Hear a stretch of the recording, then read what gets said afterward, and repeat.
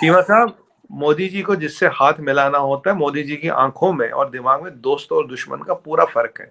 जिससे हाथ मिलाना तो उससे हाथ मिलाते हैं, जिससे जप्पी पानी होती है उससे जप्पी पाते हैं, जहां बात करनी होती बात करते हैं, और जहां लात मारनी होती है वहां लात भी मार आते हैं। उन्हें बहुत ज़्यादा वार्म वेलकम किया गया है, बहुत ज़्यादा मतलब गले मिल के प्रॉपर उन्हें वेलकम किया गया प्रेसिडेंट्स की तरफ से। क्या आपने जिस बंदे का नाम लिया ना, वो सुन के ना खून खोल रहा है कि मोदी साहब का नाम लेके। मोदी की मुलाकात बाइडेन से हुई, मोदी की मुलाकात ऋषि सुनाक से हुई, मोदी की मुलाकात विद जी जिनपिंग।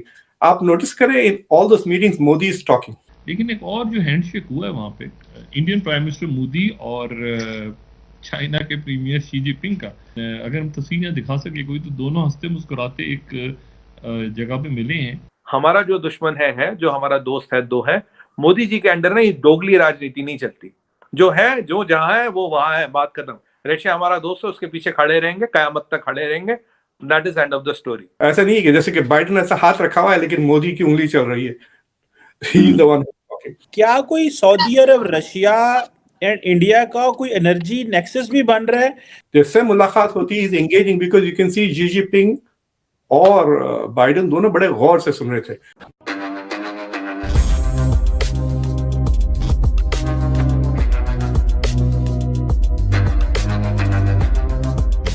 नमस्कार दोस्तों, आप सब जानते हो कि हमारे प्रधानमंत्री मोदी जी G20 समिट के लिए इंडोनेशिया में मौजूद है और मोदी जी ने इंडोनेशिया में रहने वाले भारतीय डायस्पोरा को संबोधित किया, जिसमें उन्होंने इंडोनेशिया और भारत के ट्रेडिशनल एंड कल्चरल टाइज के ऊपर बात किया और साथ में फूड एंड एनर्जी क्राइसिस के ऊपर बात किया। और दोस्तों, इसके बाद अब G20 की प्रेसिडेंसी भारत को थमा दी गई है और अब 2023 की G20 समिट भारत में ही होगी। इसके साथ साथ FCO की समिट भी भारत में होने वाली है, जिसके लिए चाइना के प्रेसिडेंट शी जिनपिंग भारत आने वाले हैं।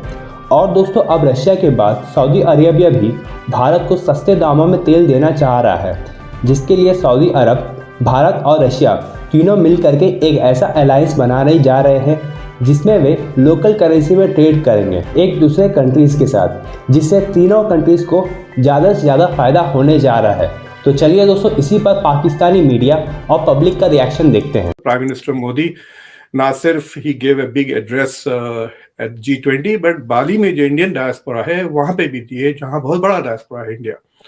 और बाली जैसे मुल्क में दो किस्म का डायस्पोरा है। एक जो इंडियंस वहां जाकर काम कर रहे हैं और एक जो वहां सदियों से बसे हुए हैं, जो हिंदू डायस्पोरा है, जो मुस्लिम डायस्पोरा है।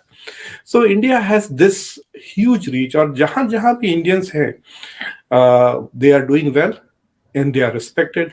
ना वो क्राइम में इन्वॉल्व है, ना किसी दूसरे नेगेटिव एक्टिविटीज में है।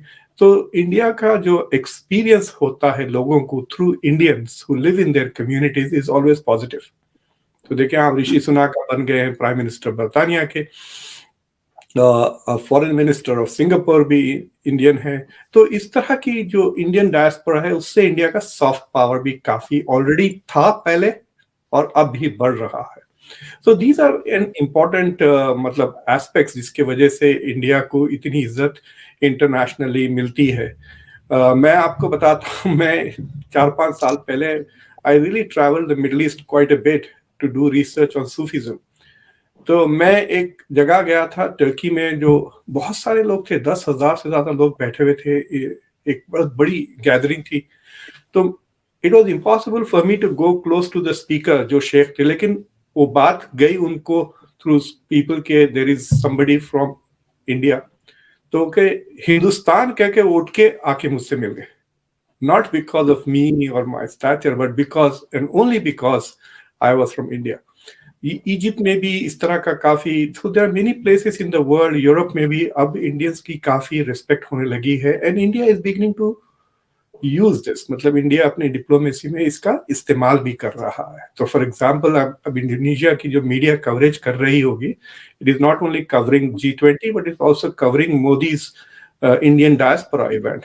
तो और उससे एकदम सडन अवेयरनेस हो रहा कि how India is deeply involved in Indonesia's economic development, Indonesia की टेक्नोलॉजिकल डेवलपमेंट। तो ये सारी चीजें सॉफ्ट पावर। और जहां G20 का सवाल है next year is very important for India, क्योंकि India is going to lead SCO भी, G20 भी, सिक्योरिटी काउंसिल में भी।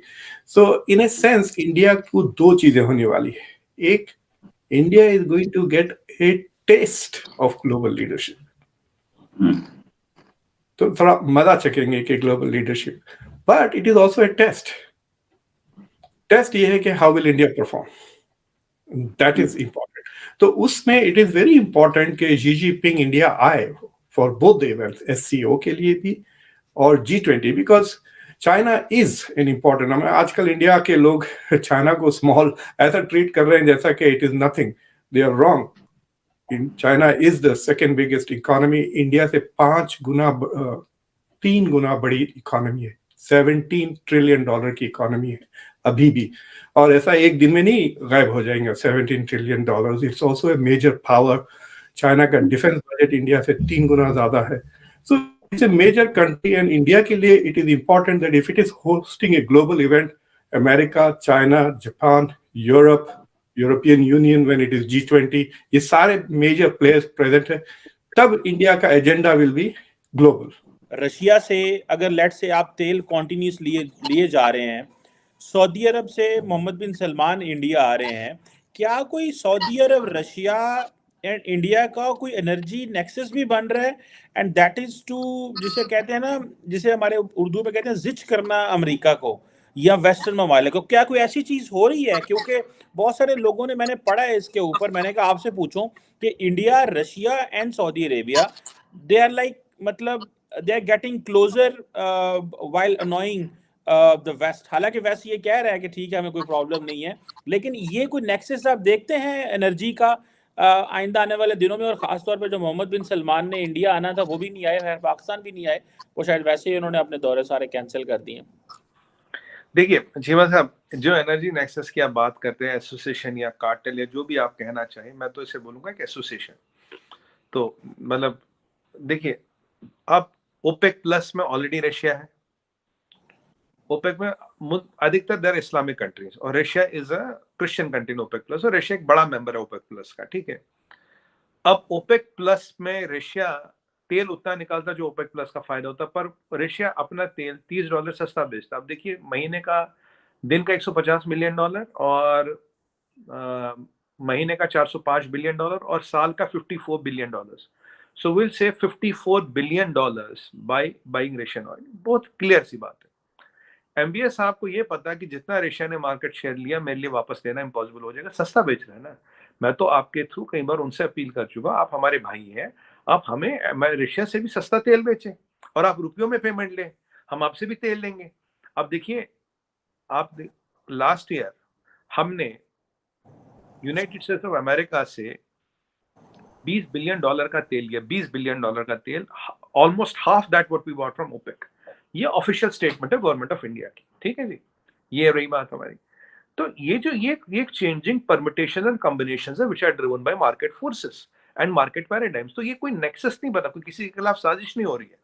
हम कहते हैं, हमारा पॉइंट ऑफ व्यू है, जो हमें सस्ता तेल देगा हम उससे लेंगे। सऊदियों को हमें सस्ता तेल देना चाहिए, अमेरिका को साल तेल देना चाहिए, रुपये में हमसे पेमेंट लेनी चाहिए, हम तो तैयार हैं। हमारा कोई ऐसा नहीं कि रशिया से ही तेल लेना है, मतलब काम व्हाट में we will buy oil from Russia. Russia सस्ता दे रहा चाहिए साहब, करीब $54 billion we are saving, $54 billion is a lot of money. I mean cash saving is cash earned. तो इसीलिए हम तो करेंगे। और अगर हमारे नेशनल इंटरेस्ट में कुछ ऐसा एसोसिएशन, एक ऐसा अरेंजमेंट करना पड़ा जिससे नेशनल का इंटरेस्ट होता है, करना चाहिए, और हर सॉवरेन और डेमोक्रेटिक कंट्री को ऐसा करना चाहिए।